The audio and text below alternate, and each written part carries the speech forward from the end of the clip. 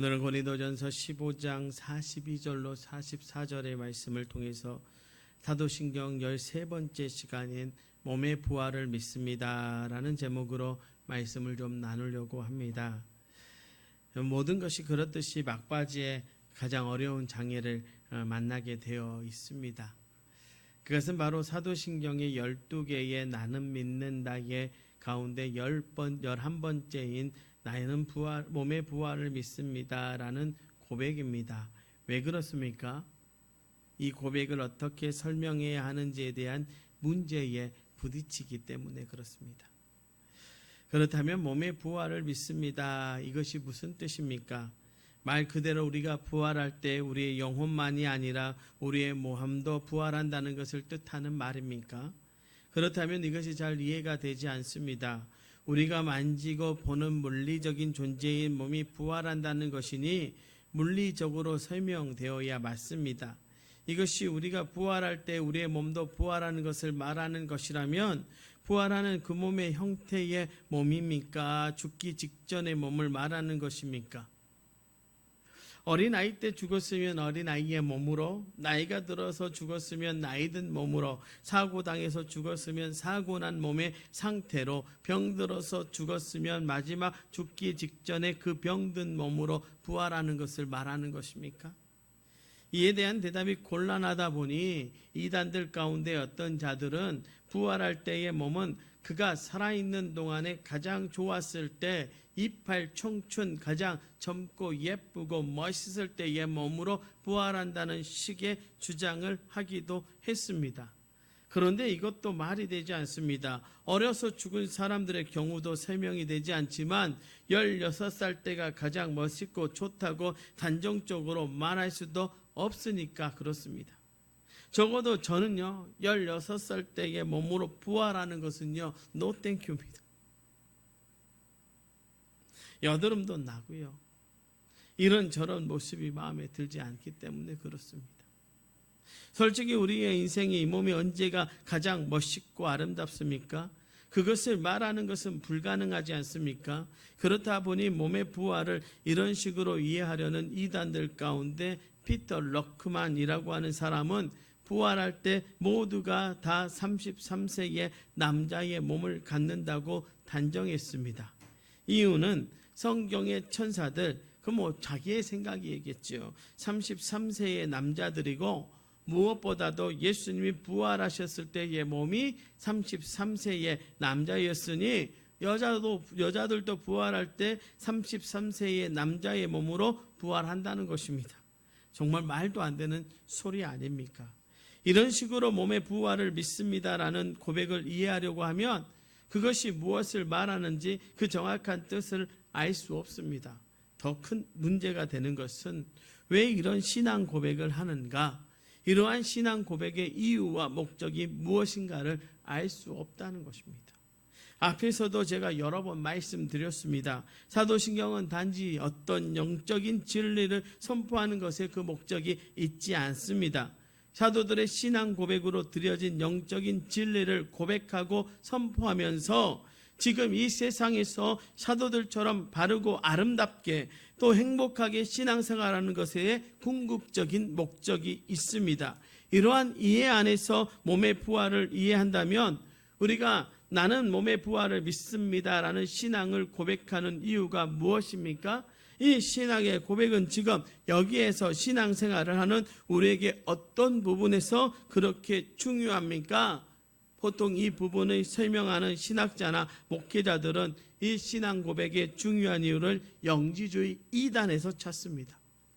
앞에서도 제가 많이 언급했습니다. 초대교회 당시 교회를 뒤흔들었던 이단 가운데 영지주의라는 것이 있습니다. 영은 선하고 육은 악하다는 사상 아래에 예수님이 십자가에 죽으신 것은 실제가 아닌 일종의 환상일 뿐이고 그러므로 예수님의 부활도 실제가 아닌 영적으로 일어난 일이라고 주장하면서 성도들을 미혹하고 교회를 어지럽히던 이단이었습니다. 이런 영지주의 이단의 주장을 정면으로 부정하고 방박하기 위해 11번째 신앙 고백으로 나는 몸의 부활을 믿습니다라는 고백을 했다는 것입니다. 이것은 아주 근거 없는 이야기가 아니라 분명 그 당시에는 그런 의미가 있었을 것입니다. 하지만 과연 그럴까요? 그것이 이 신앙 고백의 주된 이유와 목적일까요? 그렇다면 이 11번째 고백은 정말로 공허합니다. 특히 표면적으로 영지주의 이단들의 직접적인 공격을 받고 있지 않은 우리에게 이 신앙 고백은 의미가 없습니다. 무슨 뜻인지도 정확히 모르겠고 그 이유와 목적 또한 하나도 와닿지 않는 신앙 고백이니 그렇습니다. 그렇다면 사도들은 무슨 의미로 나는 몸의 부활을 믿습니다라고 고백했을까? 성령님은 모든 성도가 사도들을 따라 이 고백을 하면서 어떤 신앙적인 역사를 이루기 원하시는 것일까요? 사도 바울은 부활장이라고 불리는 오늘 본문 고린도전서 15장에서 이에 대한 정확한 이야기를 저와 여러분에게 해주고 있습니다. 오늘 본문 42절로 44절의 말씀입니다. 죽은 자의 부활도 그와 같으니 썩을 것으로 심고 썩지 아니할 것으로 다시 살아나며 욕된 것으로 심고 영광스러운 것으로 다시 살아나며 약한 것으로 심고 강한 것으로 다시 살아나며 육의 몸으로 심고 신령한 몸으로 다시 살아나나니 육의 몸은 있은즉 윤의 몸이 있은즉 또 영의 몸도 있느니라. 그렇습니다. 몸의 부활을 믿습니다라는 사도들의 신앙 고백의 의미는 바로 이것입니다. 우리가 그 신앙 고백을 그대로 받아 동일하게 고백하는 그 의미와 이유와 목적이 바로 이것입니다. 우리는 이 땅에서 육신을 가지고 신앙생활을 합니다. 그런데 우리의 신앙은 이 세상 이 육신의 이야기로 끝나는 것이 결코 아닙니다. 육신으로 심은 것들이 신앙 가운데 심은 것이라면 반드시 신령한 몸으로 다 부활한다는 것입니다. 사도들은 주님의 부활하신 몸을 보았습니다. 그렇게 고난당하고 채찍질당하고 수치와 모멸을 당했던 몸이 손과 발에 대못이 박혀서 십자가에 매여 달렸던 몸이 창에 옆구리가 찔려 물과 피가 쏟아져 나왔던 몸이 얼마나 거룩하고 아름다운 몸으로 부활했는지 말입니다. 저는 그 아름다운 몸을 보았습니다. 그 거룩한 몸을 보았습니다. 이것은 사도들에게 결코 잊을 수 없고 놓칠 수 없는 메시지였습니다. 주님이 세상의 육신을 하나님의 뜻에 따라 온전히 드렸을 때 그것이 그대로 사라지거나 없어지는 것이 아니라 얼마나 거룩하고 신령하게 다시 살아나는지를 보았기 때문입니다. 이것이 바로 몸의 부활을 믿습니다라는 신앙 고백의 의미이고 이유입니다. 그렇습니다. 몸의 부활은요, 이 세상의 몸이 죽었다가 그대로 살아나는 것을 말하는 것이 아닙니다. 그런 역사가 있을 것이라고 그렇게 믿는다고 고백하는 것이 아닙니다. 다만 이 세상의 몸으로 심은 것이 영적으로 믿음으로 심은 것이라면 그것은 그대로 사라지거나 없어지지 않고 반드시 영적인 열매를 맺힐 것이라는 것임을 말하고 있는 것입니다. 그것이 신앙이고 그것이 신앙생활이라고 그것이 바로 신앙인의 삶이라고 말하는 것입니다. 여러분, 제가 지난주에도 말씀드렸던 자신의 두 아들을 잃으면서 보여준 손양원 목사님의 신앙은 다른 어떤 것보다도 몸의 부활을 믿는 신앙이었습니다. 그 신앙이 있었기에 그 엄청난 고통을 이기고 아름다운 신앙을 보일 수 있었던 것입니다. 손양원 목사님의 몸의 부활을 믿는 신앙은 두 아들의 장례 예배에서 나누었던 9가지 감사라는 말씀에 잘 드러납니다. 9가지 전체가 이 신앙에 해당되지만 특히 6번째와 8번째 감사의 고백은 그야말로 육으로 심고 신령한 몸으로 다시 사는 믿음이 그대로 드러나 있습니다. 6번째 감사가 이겁니다. 미국 유학 가려고 준비하던 내 아들, 미국보다 더 좋은 천국에 갔으니 내 마음이 안심되어 하나님 감사합니다. 8번째, 내 두 아들의 순교로 말미암아 무수한 천국의 아들들이 생길 것이 믿어지니 우리 하나님 감사합니다. 참신앙은요, 바로 이 육신을 심고 신령한 몸으로 다시 살아나는 몸의 부활을 믿는 신앙인 것입니다. 저와 여러분이 이 땅에서 믿음으로 심는 몸의 부활을 믿습니다라고 고백하여 신령한 몸의 부활을 경험하시길 주님의 이름으로 축원합니다. 그렇다면 몸의 부활, 즉 이 세상의 몸을 심고 천국의 신령한 몸으로 다시 살아나는 것은 구체적으로 어떤 것을 말하는 것일까요? 오늘 본문에서 사도 바울이 구체적으로 예를 들면서 고백한 것은 다음의 세 가지입니다. 먼저 썩을 것으로 심고 썩지 아니할 것으로 다시 살아나며 라고 우리에게 설명합니다. 여러분, 이 세상의 몸은요 썩을 것입니다. 우리가 아무리 소중하게 여기고 잘 보존해도요 결국엔 썩어 없어질 것들이 바로 이 몸입니다. 우리의 시간이 그렇고 우리의 물질이 그렇습니다. 이 세상의 명예와 권력이 그렇고 세상의 지식이 그렇습니다. 여러분, 참된 신앙은 이 썩을 것을 심고 썩지 아니할 것으로 다시 사는 것입니다. 이 사라질 시간을 드리고 영생의 축복을 얻어야 합니다. 이 썩어 없어질 물질을 드리고 천국의 보호와 풍요를 얻어야 합니다. 이 썩어질 세상의 명예를 주님 앞에 올려드리고 천국의 영광과 면류관을 얻어야 합니다. 이 썩어질 세상의 권력을 섬김으로 드리고 하나님의 마음을 얻어 그분의 기쁨이 되어야 합니다. 이렇게 산 사람들이 있습니다. 그들은 바로 사도와 신앙의 선배들입니다. 이제 저와 여러분이 그렇게 살아야 할 줄로 믿습니다. 여러분, 썩어질 것들에 우리의 눈과 우리의 시선을 두는 게 아니라 그것을 하나님 앞에 심으십시오. 그리고 썩지 아니할 것으로 다시 살아나는 인생 되시기를 주님의 이름으로 축원합니다. 두 번째, 욕된 것으로 심고 영광스러운 것으로 다시 살아나며 라고 오늘 사도 바울은 우리에게 몸의 부활에 대해서 설명합니다. 여기서 욕된 것은요 헬라어로 아티미아라고 하는 단어를 사용하는데 이는 수치, 치욕을 말합니다. 이는 살아가면서 결코 가져서는 안 되는 것들입니다. 그런데 안타깝게도 우리의 욕망과 욕심이요 바로 이 아티미아, 곧 욕된 것입니다. 로마서 1장 26절에서는요 이를 부끄러운 욕심이라고 말하고 있습니다. 여러분, 하나님이 처음 사람을 만드셨을 때 욕망과 욕심은 부끄러움이 사실 아니었습니다.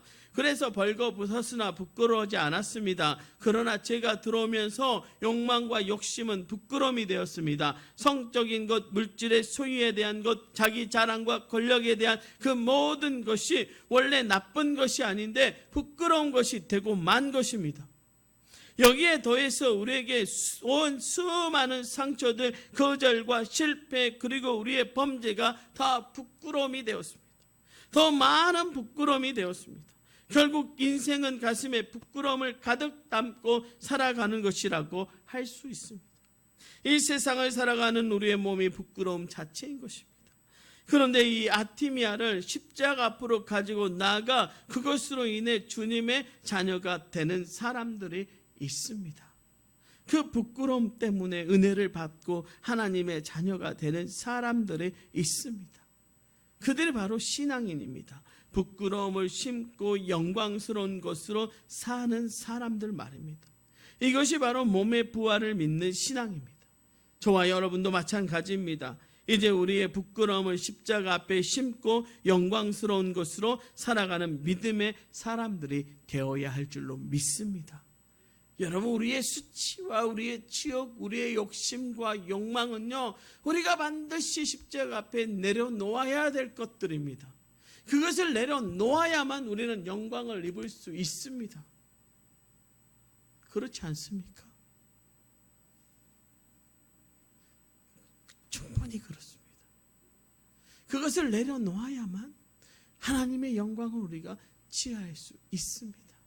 사랑하는 성도 여러분, 우리를 잘 들여다보고 우리를 부끄럽게 하는 것들을 이제 우리 주님의 십자가 앞에 내려놓음을 통해서 영광스러운 것으로 부활하는 저와 여러분 되시기를 주님의 이름으로 축원합니다. 마지막으로 약한 것으로 심고 강한 것으로 다시 살아난다라고 말합니다. 우리는 정말이지 약한 사람들입니다. 우리의 몸도 약하지만요, 우리의 의지는 더욱 그렇습니다. 우리의 감정은 너무 약해서요, 수시로 무너지고 흔들립니다. 그런데 그 약함 때문에 주님을 찾는 사람들이 있다는 것입니다. 주님을 의지하는 사람들이 있습니다. 그러면서 제가 함부로 할 수 없는 강함으로 다시 살아나는 것입니다. 사도 바울이 뭐라고 말합니까? 나는 죄인 중에 괴수라고 말합니다. 사도 바울이 또 무슨 얘기를 합니다? 그 죄인 중에 죄수 같은 나를 택하셔서 사용하신 그 주님 때문에 나는 약하지만 강하다라고 말하고 있는 것입니다. 여러분, 놀랍게도요, 우리의 약함을 주님 앞에 자꾸 내려놓을 때요, 우리는 약해지는 것이 아니라 우리 주님과 더불어서 강한 모습으로 다시 태어난다라고 하는 것이죠. 우리는 점점 약함을 고백할 때 우리는 점점 강해지는 것입니다. 우리는 우리의 못남을 자꾸 주님 앞에 고백할 때 우리는 자꾸 강해지는 것입니다. 이것이 성경의 원리고 신앙의 원리라고 하는 것이고, 몸의 부활의 원리가 여기에 있습니다. 우리는 연약한 육신을 들여서 그 강한 천국의 능력으로 다시 살아나는 사람들입니다. 그들이 바로 신앙인입니다. 여러분, 골리앗 앞에 섰던 다윗이요, 나는 강해라고 섰습니까? 아니요, 나는 너무 약하지만 네가 모욕하는 그 하나님 때문에 오늘 나는 강하다라고 선언한 것 아닙니까? 저와 여러분이 강한 세상 속에서 강하다고 선언할 수 있는 것이요, 우리 때문입니까? 우리의 모습을 돌아보십시오. 우리는 너무나도 약한 존재입니다. 툭 치면 넘어갈 수밖에 없는 존재이죠. 그럼에도 불구하고 저와 여러분이 그 약함을 주님의 십자가 앞에 내려놓고 고백한다면 주님은 우리를 강한 것으로 부활케 하실 것입니다. 사랑하는 성도 여러분, 이 한 주간 우리의 약함은 심고 하나님이 강하게 하신 것으로 다시 부활을 경험하는 저와 여러분 되시기를 주님의 이름으로 축원합니다. 사랑하는 성도 여러분, 나는 몸의 부활을 묻습니다. 이것은 이 세상에서 우리의 신앙생활의 전부입니다. 참 신앙의 사람이 세상을 신앙으로 아름답게 살아갈 수 있는 비밀입니다. 우리는 이 육신을 심고 신령한 몸으로 다시 사는 사람인 것입니다. 이제 이 한 주간 오늘 이 신앙 고백의 의미를 기억함으로써 신령한 몸으로 다시 사는 복된 인생 되시기를 주님의 이름으로 축원합니다. 이 한 주간이 몸의 부활, 몸으로 살아가는 것이 아니라 신령함으로 살아가는 저와 여러분 되시기를 주님의 이름으로 축원합니다. 기도하겠습니다.